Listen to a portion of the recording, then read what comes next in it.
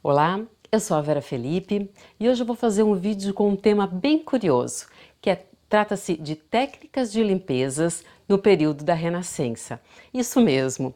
E eu intitulei esse vídeo como parte 1 porque eu tenho a intenção de dar continuidade nele, aprofundando o assunto, só que daí na era Tudor, sim, Inglaterra, século XV e XVI. Mas voltando a este vídeo. Bom, a minha, digamos, inspiração, motivação foi por conta da leitura de um artigo que eu fiz recentemente intitulado Textile Cleaning Techniques in Renaissance Europe, da autora Drea Leete. Não se preocupe que eu vou deixar na descrição desse vídeo o link e também a referência bibliográfica completa. E uma outra motivação também para fazer esse tipo de vídeo, este vídeo e os futuros que eu pretendo fazer, é também na tentativa de aproximar pessoas que não têm acesso ou não sabem como acessar esses artigos científicos. Então, além disso, esse conteúdo também é bem relevante, bem interessante para pesquisadores de diversas áreas do conhecimento, né, que têm interesse pelo texto, mas também para os curiosos. Mas assim, eu sempre vou mencionar a referência completa, caso você tenha interesse, então, de aprofundar ou dar um start nesse tipo de pesquisa da temática que eu vou tratar no vídeo. Então, fica comigo, vamos lá, porque nesse vídeo vai rolar até umas receitas de limpeza têxtil lá de 1500 e pouco. O artigo em questão trata do Nuremberg Kunstbuch. Minha pronúncia para alemão tá péssima, é péssima, mas eu vou deixar o nome aqui inscrito. Foi escrito como um manual de instruções para as irmãs do convento de Santa Catarina de Nuremberg, na Alemanha. Aparentemente, esses manuscritos foram organizados no formato de livro no final do século XVI.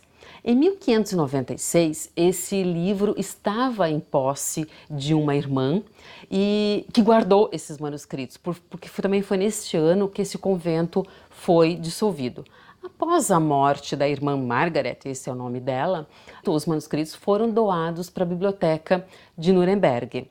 Possivelmente o conteúdo desses manuscritos ele foi escrito a partir de livros ainda mais antigos e tratava não só da forma de confecção de paramentos litúrgicos, como também o que a gente vai focar aqui nesse vídeo, que era a limpeza e tratamento de tecidos. Além disso, também orientava como dourar tecidos e manuscritos. O Kunstbuch ele contém um total de 12 receitas que ensina diferentes formas de limpar, tirar manchas e também restaurar a cor de tecidos. Conforme a autora, apesar de ser um número pequeno de receitas, ele é muito importante porque relata, demonstram como as roupas eram consertadas e também limpas neste período na Alemanha. Eu vou mostrar para vocês aqui algumas imagens com algumas receitas. Eu vou ler essas receitas e elas foram traduzidas a partir do texto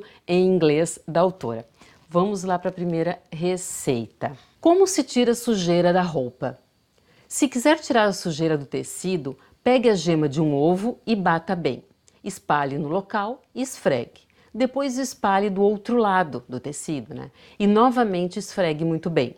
Deixe secar e depois pegue um bom sabão e um pouco de água e lave e vá embora. O vá embora é a sujeira. A segunda receita. Como se restaura a cor da seda verde?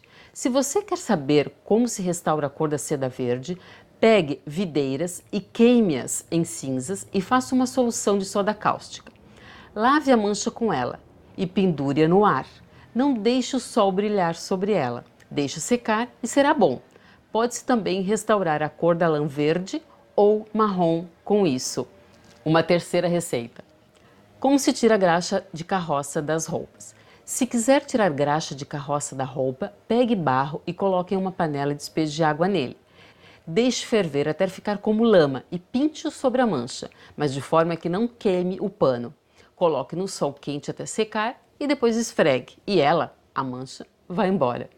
E uma quarta receita. Eu vou ler corrido, depois eu vou fazer umas considerações sobre algumas palavras e expressões que estão entre aspas. Como se restaura a roupa verde que está manchada com vinho? Se você quiser restaurar a roupa verde que está manchada de vinho, Pegue cinzas frescas de wood e coloque-as em uma bacia nova e despeje água suja e deixe descansar por meio-dia e depois tome a mesma solução e polvilhe na mancha com ela e pendure no ar, que o sol não brilhe sobre ela e deixe secar e ficará bom.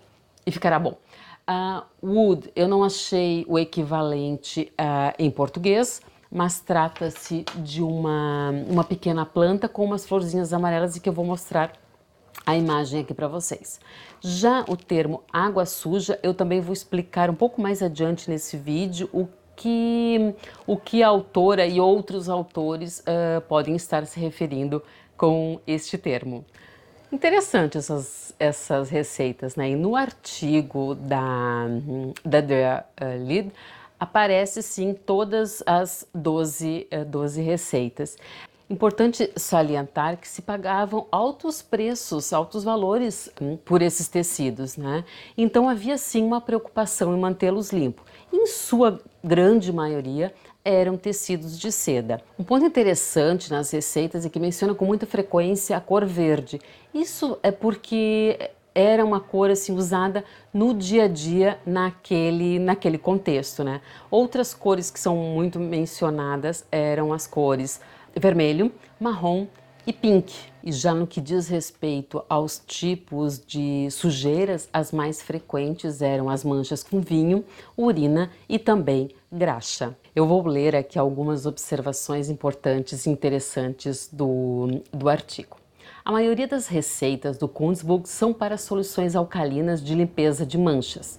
4 especificam cinzas específicas para criar a lixívia: cinzas de videira, cinzas de faia, cinzas de wood, aquela planta que eu mencionei, e cinzas de lareira comum.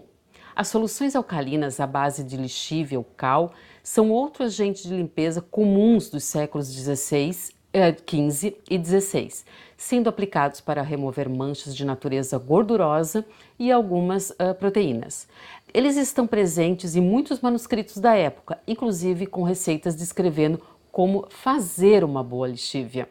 Há também a menção do uso de limão e urina para limpeza de tecidos. E aqui eu volto àquela expressão que eu mencionei em uma das receitas, que era água suja, ou full water em inglês. Isso porque essa expressão água suja ela pode ser um eufemismo para a palavra urina, ou uma solução de água e urina. Isso porque o teor de amônia da urina fermentada ou velha torna-se um limpador alcalino útil. A urina também aparece em outras receitas medievais de corantes como fixador de cor. A autora menciona que muitos produtos que comumente eram usados em receitas de limpeza de tecidos em outras publicações não são mencionados no Kunstbuch, como por exemplo o fel de boi, o tártaro, o próprio alúmen. Isso porque ela comenta que não necessariamente esses produtos estavam fora do alcance ou do uso das freiras, mas isso porque esse universo de apenas 12 receitas vai ter um número muito pequeno de receitas, né, para ilustrar todas as atividades ou todos os recursos ou todos os usos que elas se propunham a fazer no tratamento, na limpeza, né, das roupas e tecidos. Bacana também nesse artigo da autora é que ela traz outros 4 livros para fazer uma comparação com esse livro que ela estudou, o Kunstbuch, né? E aqui eu trago uma imagem onde eu menciono esses 4 livros que a autora está se referindo. Então, inicialmente era um livro italiano de 1565, intitulado Secrets of the Reverend Master Alexis of Piedmont, né? Esse livro, depois de publicado em italiano, ele foi traduzido para diversos idiomas. Um outro livro que a autora também analisou foi um livro publicado entre 1583 e 1605, intitulado A Profitable Book Declaring Diverse Improvement Remedies to take out spots and stains in silks, velvet, linen and woolen clothes. Quer dizer, basicamente trata de a limpeza de sujeiras e manchas em sedas, veludos, linhos e também tecidos lanosos. A terceira publicação é de 1532, um pequeno manual alemão, também com instruções de limpeza. E o quarto livro que ela menciona é de 1513, já uma publicação holandesa. Então, a partir do livro que a autora estudou, Kunstboek, e esses 4 outros livros, a autora faz ela lista os principais produtos usados na limpeza dos tecidos e das roupas. E ela começa mencionando o sabão, que é o mais básico de todos, como um solvente natural para retirada de manchas, principalmente de óleos, graxas. Segue-se também com o alúmen, que é um mineral e que, somado ao fel de boi ou de bezerro, é um agente umectante. E a clara ou gema de ovo aparecem como agentes dispersantes ou emulsificantes. Sim, gente, eu preciso olhar para minha cola porque é realmente muita informação. Outro produto muito utilizado na limpeza são aqueles resíduos sólidos que ficam depois do processo de produção de vinho, que também é conhecido como ácido tartárico. Ele é conhecido também com os nomes de tártaro, argol ou simplesmente borra de vinhos, que são mencionados aí já numa forma nas publicações mais contemporâneas. Havia também os sequestrantes. Nas fontes do século XV e XVI, o sequestrante mais mencionado é o suco de laranja e o suco de limão, que é aplicado diretamente e repetidamente sobre uma mancha, às vezes até complementada com calor. É um método frequentemente especificado para tecidos de linho, em particular linho manchado com ferrugem de ferro.